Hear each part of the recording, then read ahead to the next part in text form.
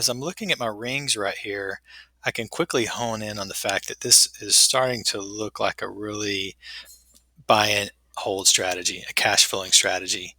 As we can see, the way these colors work are when we put our targets in there, the green is going to be on target, the blue is above target, and red is below target. And this is how we change our targets using our assumptions down here. So at any time we want to make some changes to the targets or the financial assumptions, we can do that for this individual property.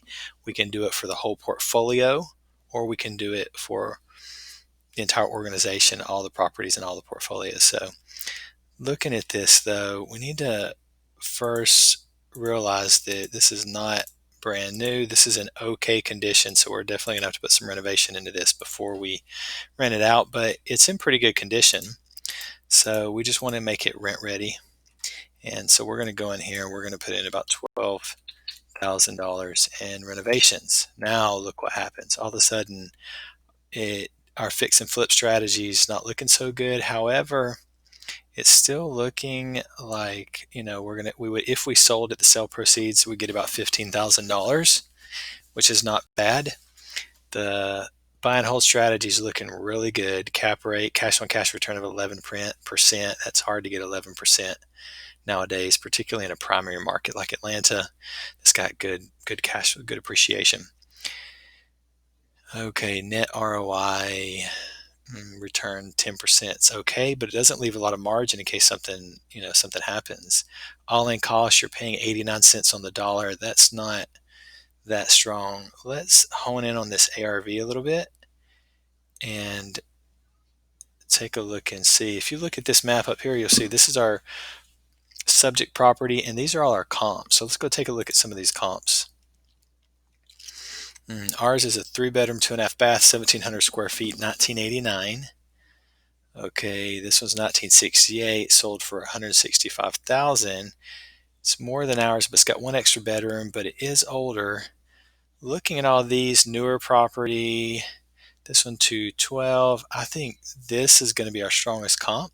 As a matter of fact, if we look at the map, this is on the same street. So let's hone in on this 2584 Rainwater Court, 147,000, 3-bedroom, 2.5 bath. Looks like, yep, built by the same builder, same style property, similar square footage, similar year built, 148,000. This one's about 10,000 more than ours.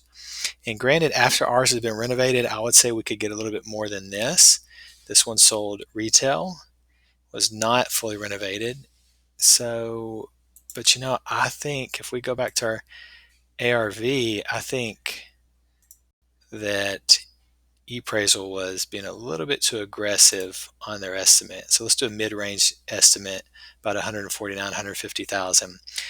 Now that we change that number and bring that down a little bit, now look what happens. Our actual equity number goes down.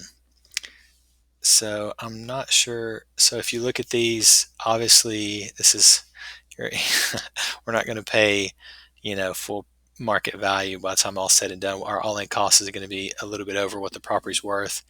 Now that I've made some changes to the rehab amount, still looks good as a buy and hold, but now that I've gone in and made changes to the after repair value based upon some of these few comps that I've seen, we know that the fix and flip strategy is out. Buy, rent, and sell strategy is not going to work either. This is definitely a buy and hold property, which is okay by me because we're going to leave this in our portfolio and pay that balance off, and it's going to help build up our net worth. This is a good looking property.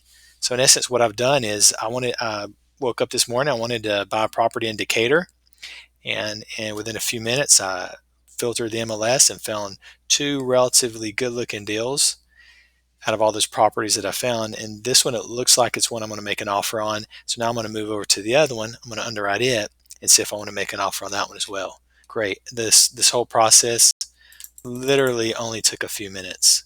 Very excited about it.